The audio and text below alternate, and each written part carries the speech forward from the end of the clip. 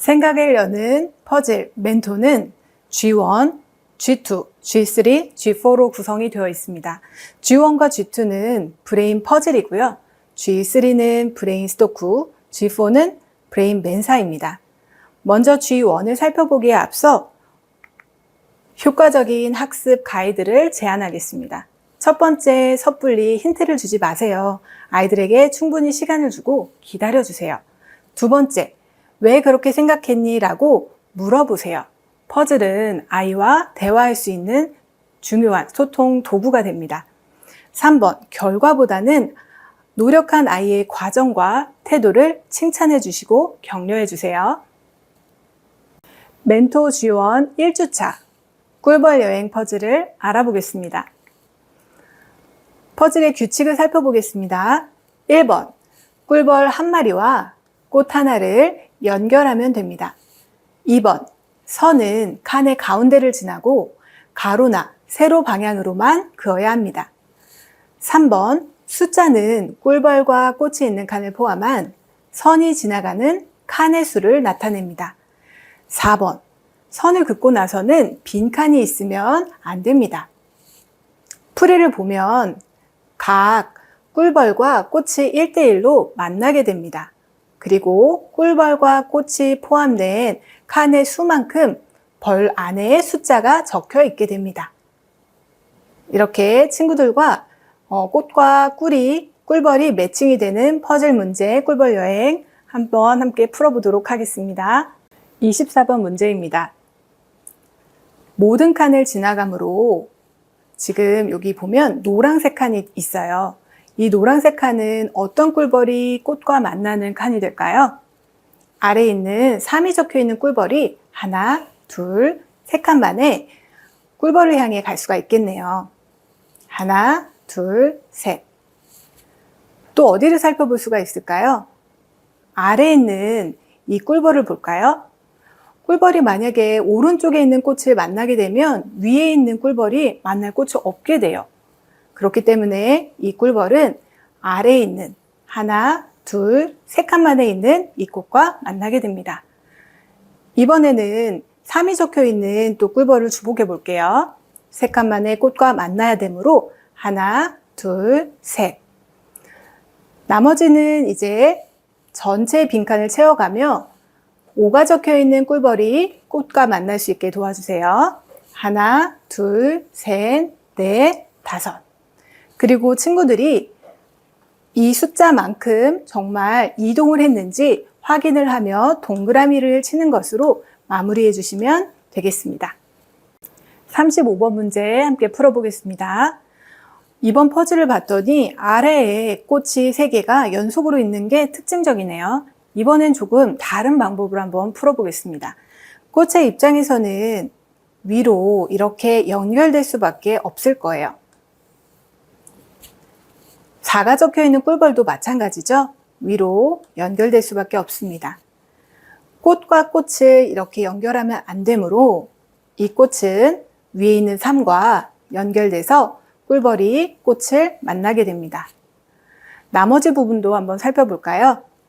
4가 적혀 있는 꿀벌은요, 모든 칸을 지나야 하므로 여기 왼쪽에 있는 칸도 지나가야 되고 4번 만에 꽃과 만나게 됩니다. 아래에 있는 꿀벌도 마찬가지네요.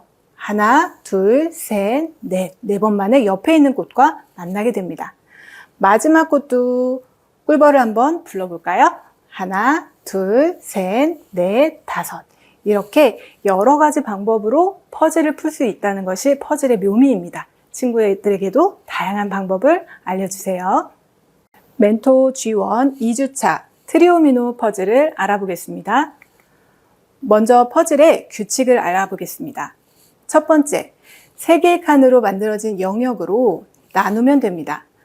각 영역에는 하나의 동그라미가 들어가야 합니다.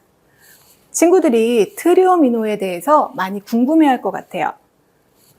네모 하나를 그리스어로 모노미노라고 합니다. 그리고 네모 2개가 꼭지점끼리 이렇게 연결이 되면 안 되고요. 선을 공유하도록 만나게 해주면 이렇게 네모 2개가 만나게 되는데 이런 모양은 우리 친구들이 많이 알고 있어요. 도미노죠. 이번에는 네모 3개가 만난 모양, 트리오미노를 한번 살펴볼까요? 네모 2개가 만난 도미노에서 오른쪽으로 연결되면 이렇게 기다란 모양이 되는데 얘를 세워도 같은 모양입니다. 이번엔 네모 2개에서 이번엔 위로 한번 네모를 하나 더 붙여볼까요? 이런 모양도 돌리면 여러 가지 모양이 나오는데 다 한 가지 모양입니다. 트리오미노는 그래서 이렇게 2가지의 모양으로 만날 수 있습니다. 동그라미가 지금 4개 있으므로 각 트리오미노는 4개의 모양으로 만들어지게 됩니다. 12번 문제 함께 알아보겠습니다. 우리는 하나의 트리오미노에 동그라미가 하나씩만 들어가야 되죠. 그렇기 때문에 이렇게 붙어있는 동그라미는 이렇게 선을 그어서 나누어질 수밖에 없습니다. 그러면 또 어떻게 논리적으로 우리가 생각할 수 있을까요? 여기 있는 빈칸을 주목해 보겠습니다. 만날 수 있는 동그라미는 이렇게 연결될 수밖에 없겠죠. 처음부터 문제를 다 해결하지 않고 잠깐 멈추었다가 확실하지 않을 때는 다른 동그라미들을 확인해 보는 게 필요합니다. 이 동그라미는 오른쪽으로 연결이 되겠죠. 그리고 아래에 있는 동그라미도 마찬가지로 오른쪽을 차지할 수밖에 없습니다. 만약에 여기에서 위로 연결되면 어떻게 될까요? 2개의 동그라미가 연결되고 4칸이 되니까 안 되겠죠. 그래서 여기에서는 오른쪽으로 한 칸 더 갈 수밖에 없습니다. 한 개의 트리오미노가 완성이 됐네요. 나머지도 살펴보겠습니다.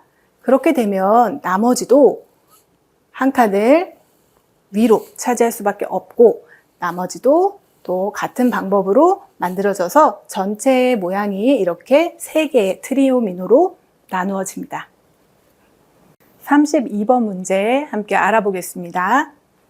32번 문제에도 동그라미가 2개가 붙어 있으므로 하나의 트리오미노에 동그라미 2개가 올 수 없으니까 가운데를 나누고 시작할 수가 있겠네요.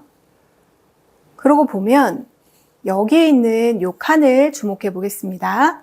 이 칸은 옆에 있는 동그라미와 함께 이렇게 꺾여서 하나의 트리오미노를 만들 수밖에 없습니다. 옆에 있는 동그라미도 마찬가지죠. 한 칸을 내려올 수밖에 없고요. 그리고 어느 칸을 차지할 수 있을지 조금 헷갈린다면 멈추었다가 다른 칸을 보는 것도 괜찮습니다. 비어있는 이 칸을 한번 살펴볼까요?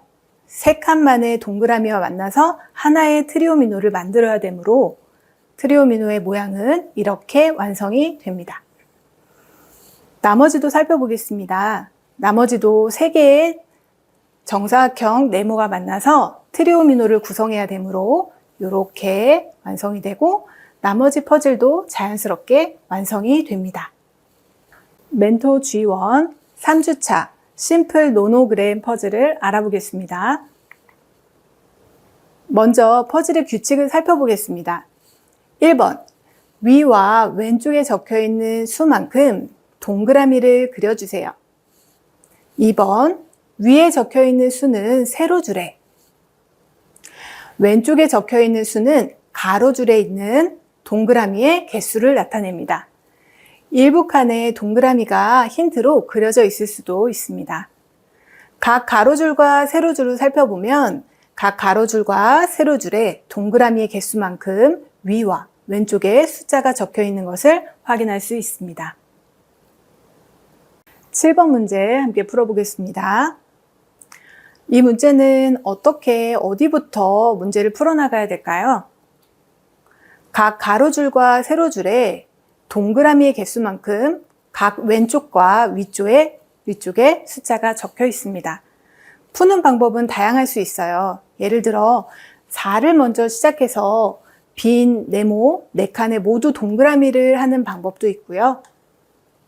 혹은 3이 먼저 발견되는 친구는 세로줄에 동그라미 3개가 필요하므로 동그라미를 그려줄 수도 있습니다. 여기도 마찬가지죠. 이렇게 동그라미를 채워나가면 나머지 부분이 논리적으로 풀립니다.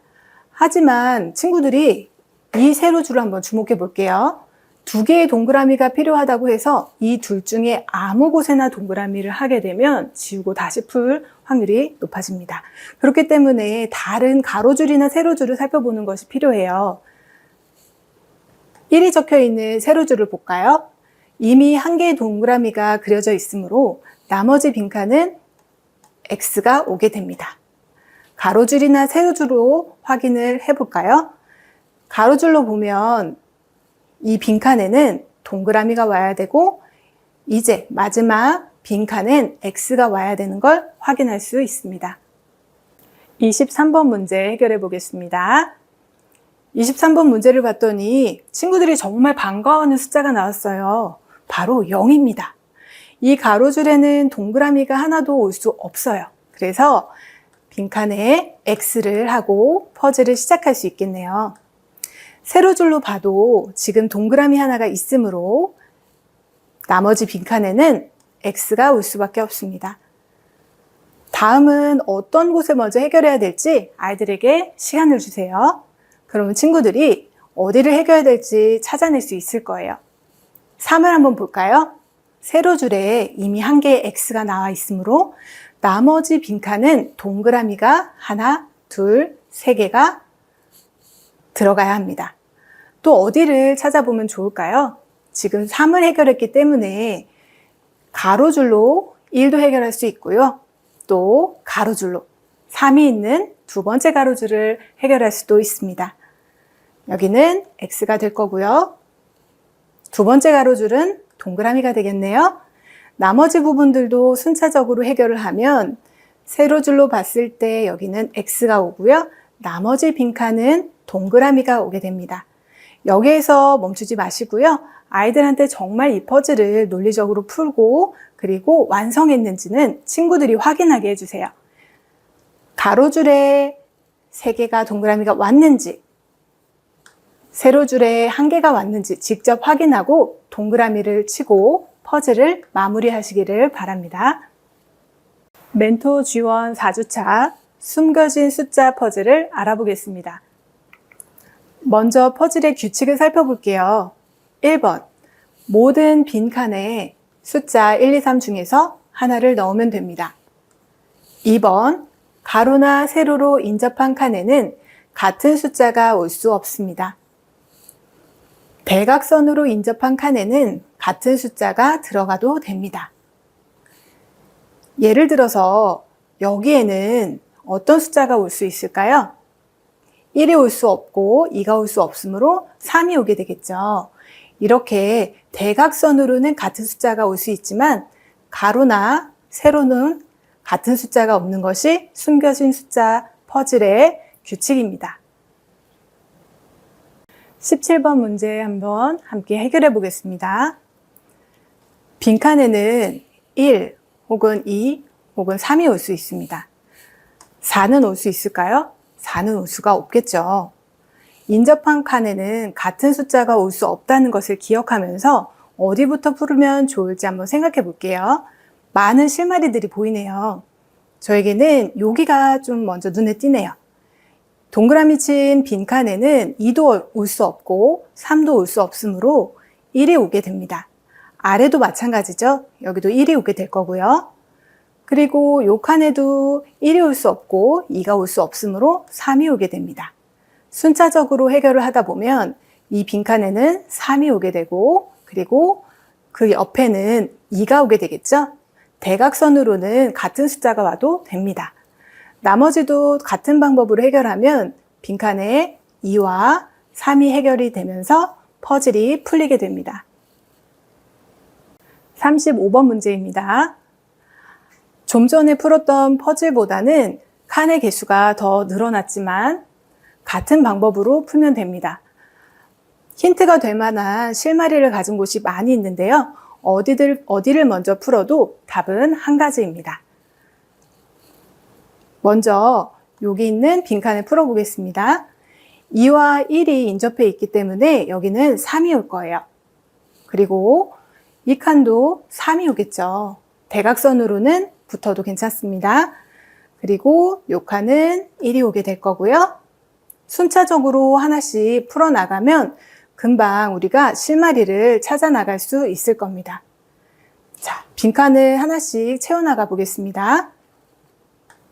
이렇게 여긴 1이 올 거고요.